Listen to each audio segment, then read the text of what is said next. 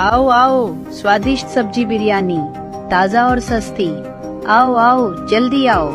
इसी बीच सूरज उधर से गुजर रहा था। उसने आवाज सुनी और अम्मा के पास पहुंचा। अरे अम्मा, ये कैसी बिरयानी बेच रही हो तुम? अरे बेटा, ये अनोखी बिरयानी है, सब्जियों से बनी हुई। चखोगे क्या? नहीं नहीं, रहने दो। मुझे खुद भी अपना चिकन बिरयानी का ठेला शुरू करना है। मैं चलता हूँ। वो बिना चखे वहाँ से चला गया।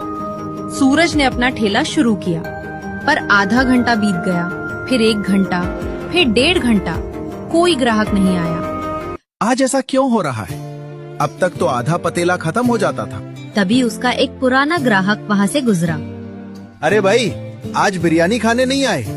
अरे सूरज, उधर एक बूढ़ी अम्मा सब्जी बिरयानी बेच रही है। बहुत स्वादिष्ट है और दाम भी कम। सब लोग वहीं जा रहे हैं, मैं भी वहीं खाकर आ रहा हूँ। ये सुनते ही सूरज के भीतर आग भड़क उठी। इस बुढ़िया ने तो मेरा धंधा ही चौपट कर दिया। वो गुस्से से अम्मा के पास पहुंचा और चिल्लाया, ए बुढ़िया, ठेला बंद करिए और घर जाकर सो जा। अम्मा चौंक गईं। क्या हुआ बेटा, ऐसा क्यों बोल रहे हो? जो कहा है वही कर। अगर कल यहाँ दिखी ना तो इस गांव से भगा दूंगा।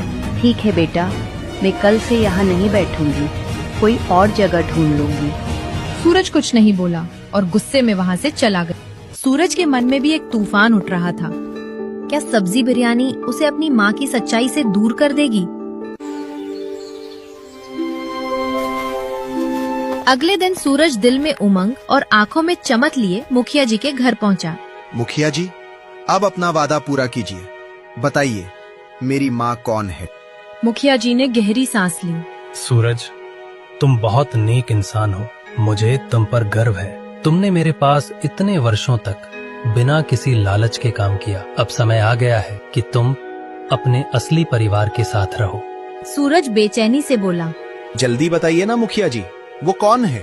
अब सब्र नहीं होता। तुम्हारी माँ हमारे ही गांव में रहती है। उनका नाम है कमला, वही बुजुर्ग महिला जो सब्जियां बेचती है। सूरज के पैरों तले जमीन खिसक गई। कमला अम्मा, मैंने कल ही तो उनसे बदतमीजी की थी।